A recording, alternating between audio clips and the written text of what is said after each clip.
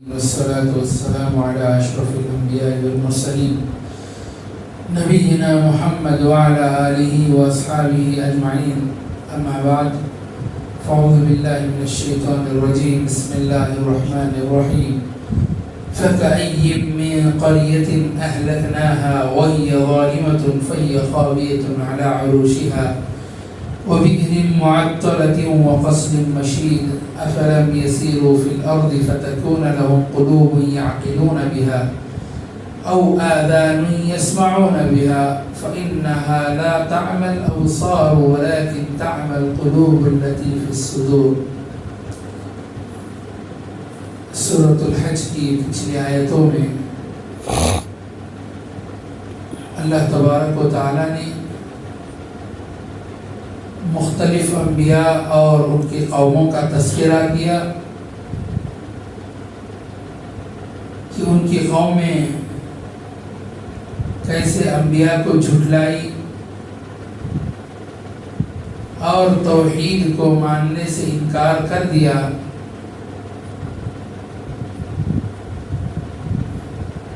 پھر ان آیتوں میں اللہ تبارک و تعالی نے فرمایا فَكَأَيٍّ مِّن قَرْيَةٍ أَهْلَكْنَاهَا وَهِيَ ظَالِمَةٌ فَهِيَ خَاوِيَةٌ عَلَى عُرُوشِهَا. چنانچہ کتنی ہی بستیاں ہیں کہ ہم نے انہیں ہلاک کر دیا. وَهِيَ ظَالِمَةٌ جبکہ وہ ظالم تھی. فَهِيَ خَاوِيَةٌ عَلَى عُرُوشِهَا تو وہ گری پڑی ہے اپنی چھتوں پر. فَهِيَ خَاوِيَةٌ عَلَى عُرُوشِهَا وَبِئْرٍ مُعَطَّلَةٍ وَقَصْرٍ مَشِيدٍ اور کتنے ہی کنویں بیکار اور کتنے ہی محل ویران پڑے ہوئے ہیں. اللہ تبارک و تعالیٰ کی جب نافرمانی ہوتی ہے اس زمین پر،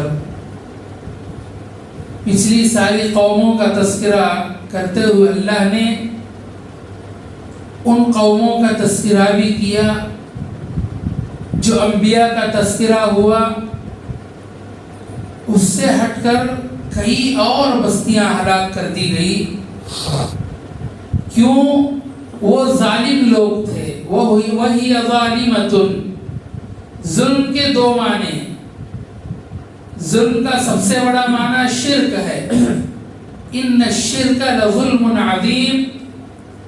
ان کے اندر سب سے بڑی سب سے بری بیماری جو پائی جاتی تھی وہ شرک کی بیماری تھی. اس کے بعد وہ اپنی طاقت پر اتراتے تھے، فخر کرتے تھے، اور حضرت صالح علیہ السلام اور اسی طرح دوسرے انبیاء کی جو اجڑی ہوئی بستیاں آج بھی سعودی عرب وغیرہ میں ہیں، وہ یہ منظر بیان کرتی ہیں کہ کیسے انسان ان بستیوں کے درمیان رہتے ہوئے اللہ کو بھول جاتا ہے. ان قوموں نے اللہ کو بھلا دیا اور وہ یہ سمجھتے رہے کہ موت آنے والی نہیں ہے، ہم ہی اس دنیا کے مالک ہیں. تو اللہ نے کہا کہ دیکھو وہ بستی والے لوگ کیسے ہیں، اپنی چھتوں پر گرے پڑے ہوئے ہیں اور اسی طرح کنویں بیکار پڑے ہوئے ہیں. کنووں میں پانی نہیں ہے. ان بستیوں کو خالی کر دیا گیا، عذابات آ گئے. وہ قصر مشید اور مضبوط محل ویران پڑے ہوئے ہیں. آج بھی محلات کو دیکھو تو اتنے ویران ہیں کہ ڈر نہ لگنے لگتا ہے. نبی کریم صلی اللہ علیہ وسلم نے فرمایا جب ان محلات سے گزرو تو جلدی جلدی گزر جایا کرو، وہاں نہیں ٹھہرو، کیونکہ وہاں سے شرک کی وہ آتی ہے. وہاں لوگوں نے، قوموں نے اللہ کا انکار کیا تھا. وہ زمین کیسی ہوگی جہاں پر اللہ کا انکار ہوا؟ وہ زمین کیسی ہوگی جہاں پر اللہ کے نعمتوں کا انکار ہوا؟ اللہ نے اتنی بہترین فنکاری عطا کی تھی، ان محلات کو دیکھتے رہ جاؤ گے آپ۔ اللہ نے ایسی فنکاری انہیں دی تھی، ہاتھوں سے پہاڑوں کو تراش دیتے تھے اور اتنے خوبصورت محلات بنا دیتے تھے۔ آج وہی محلات وقصر مشید ویران پڑے ہوئے ہیں، کوئی پوچھنے والا نہیں ہے، کوئی جانے والا نہیں ہے۔ یہ قوموں کی حالت ہے اگر اللہ کی نافرمانی کرتی ہے اور انبیاء کی نافرمانی کرتی ہے۔ افلم یسیروا فی الارض فتکون لهم قلوب یعقلون بها، زمین میں چلے پھرے نہیں کہ ان کے دل ہوتے ہیں جن سے وہ سمجھتے۔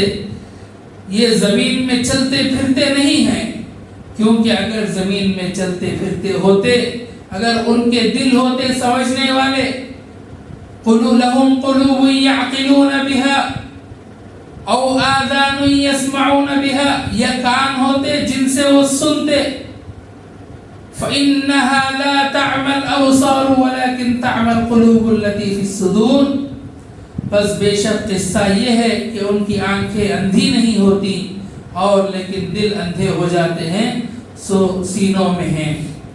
یعنی ان قوموں کے تعلق سے بیان کیا گیا کہ یہ لوگ پھرتے نہیں، اور اللہ نے انہیں دل دیا ہے لیکن یہ سمجھتے نہیں۔ اللہ نے کان دیا ہے، اللہ کی بات کو سنتے نہیں۔ اللہ تبارک و تعالی نے آنکھ دیا ہے، حقیقت کیا ہے، اللہ کی توحید کیا ہے، اور یہ فطرت، یہ قدرت جو ہمارے اطراف ہے، اگر انسان دیکھ لیتا ہے تو انسان مجبور ہو جاتا ہے مسلمان ہونے کے لیے، انسان مجبور ہو جاتا ہے اللہ تبارک و تعالیٰ کو ایک ماننے کے لیے۔ لیکن یہ لوگ اپنا دل رہتے ہوئے، اپنے کان رہتے ہوئے، اپنے آنکھ رہتے ہوئے نہ دل سے سمجھتے ہیں، نہ آنکھ سے دیکھنا چاہتے ہیں صحیح چیز، نہ کان سے دین کی کوئی بات سیکھنا سمجھنا چاہتے ہیں، سننا چاہتے ہیں۔ ولیکن تعمى القلوب التي في الصدور، لیکن دل اندھے ہو چکے ہیں جو سینوں میں ہیں۔ یعنی دل کا اندھا ہونا گویا انسان کا جسم سے روح نکلنے کے برابر ہے۔ اگر دل اندھا ہو جائے تو انسان جو ہے نافرمانیوں میں پڑ جاتا ہے، معصیتوں میں پڑ جاتا ہے۔ فَكَأَيٍّ مِّن قَرْيَةٍ أَهْلَكْنَاهَا وَهِيَ ظَالِمَةٌ، اس آیت میں یہ بات ضرور بتائی گئی ہے کہ جو لوگ اللہ کی نافرمانی کرتے ہیں ان کے ساتھ کیا ہوتا ہے، ان کی قوموں کے ساتھ کیا ہوتا ہے۔ اور امت محمدیہ کے لیے ایک پیغام دیا گیا کہ اللہ نے تمہارے لیے جو نعمتیں عطا کی ہیں کان کی شکل میں اور اسی طرح آنکھ کی شکل میں، دل کی شکل میں، یہ جو کام کرتے ہیں اس کے کام کو اللہ کو سمجھنے کے لیے اس کام کو لگاؤ۔ ہم بیکار چیزوں میں ان چیزوں کو لگاتے ہیں، اسی لیے ہمارے دل مردہ ہیں، ہمارے کان سنتے ہوئے نہیں سنتے، ہماری آنکھ دیکھتے ہوئے اصل چیز جو ہے دیکھنا نہیں چاہتی۔ یہ چیز ضروری ہے میرے بھائیوں، ضرورت اس بات کی ہے کہ ہم توحید کو سمجھیں، دین کی بات کو سمجھیں، اور اسی طرح اللہ تبارک و تعالیٰ کے پیغام کو سمجھ کر خود سمجھنے کی اور خود ایمان لانے کی کوشش کریں اور دوسروں تک ایک پیغام پہنچانے کی کوشش کریں۔ آخر میں اللہ سے دعا ہے کہ اللہ تبارک و تعالیٰ ہم تمام کو کہنے سننے سے زیادہ عمل کی توفیق عطا فرمائے۔ آمین۔ وآخر دعوانا الحمدللہ۔